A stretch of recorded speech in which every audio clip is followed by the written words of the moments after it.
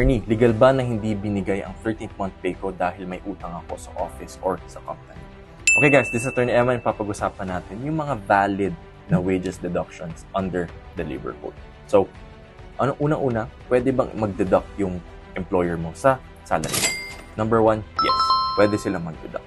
Pero, lagi natin tatandaan, ang employer natin pwedeng mag-deduct sa mga salary natin, provided that merong mga conditions para maging valid yung pag-deduct nila. So, number 1, kailangan reasonable yung pag-deduct. Number 2, merong opportunity to show cause bakit hindi dapat mag-deduct yung employer mo. Meaning, kailangan merong ebidensya na pwede rin magbigay ng ebidensya yung employee to prove na wala talaga siyang liability. Then number 3, dapat fair and reasonable yung amount na dinededuct sa salary mo. And lastly, dapat yung wages or yung dinededuct sa salary mo ay hindi mag-e-exceed ng 20% of your monthly salary.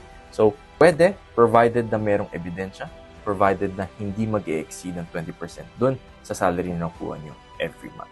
Okay guys? So, tatandaan nyo, yes, pwede, provided na merong requirements or conditions na ga-apply before siya maging considered as valid.